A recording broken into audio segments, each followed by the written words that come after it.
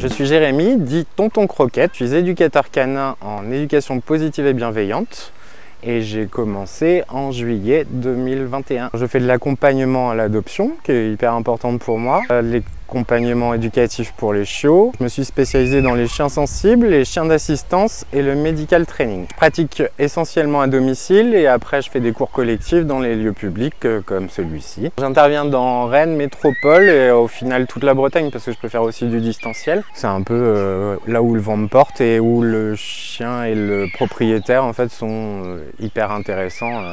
Parce que je peux faire des kilomètres pour un chien qui m'intéresse. J'ai été client aussi d'éducateur canin et du coup on m'a très mal conseillé, je suis tombé chez un éducateur en coercitif. À l'époque j'y connaissais rien du tout et après j'ai fait appel du coup à un confrère, Florian Corbel, avec qui je travaille aujourd'hui, animalien, Marie et Mika, qui m'ont beaucoup aidé aussi et donc du coup c'est ça qui m'a donné l'envie en fait de devenir éducateur canin. J'ai voulu comprendre ma chienne encore plus. J'ai passé mon ACACED avant pour voir si ça m'intéressait et après avec mon compte CPF je me suis offert une formation pour vraiment aller jusqu'au bout et pouvoir comprendre ma chienne de A à Z et pouvoir agir au quotidien et au final c'est devenu une passion.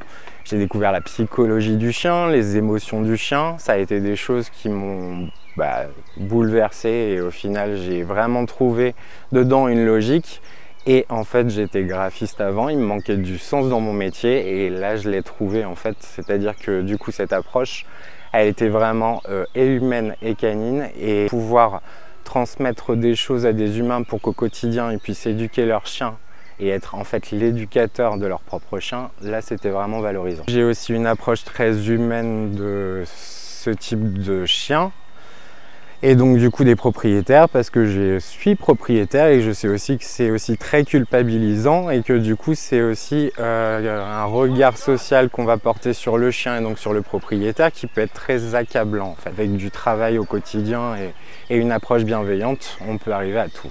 Je suis quelqu'un qui porte vraiment beaucoup d'intérêt à la relation client. Je sais que au quotidien il y a des hauts, des bas et donc du coup des fois un petit coup de pouce ou un petit coup de boost par téléphone ou sur WhatsApp, ça fait du bien et ça relance d'ici une prochaine séance où clairement en fait la personne était un peu dépassée sur le moment et en fait c'est vraiment débloquer des petites situations même à distance qui permettent en fait d'avancer au quotidien. Je fais aussi du suivi sur mes clients où je leur demande des nouvelles même si je les ai pas eues depuis quelques mois et comme ça en fait ça me permet aussi s'ils ont un problème de pouvoir le détecter en amont et de pouvoir en fait l'anticiper et de leur proposer un cours parce que du coup je vois les problèmes potentiellement pointer le bout de leur nez. J'ai adhéré directement à la MFEC parce que pour moi c'est hyper important de travailler en groupe même si on est tout seul comme éducateur parce qu'être éducateur c'est aussi encaisser émotionnellement tous les jours et c'est aussi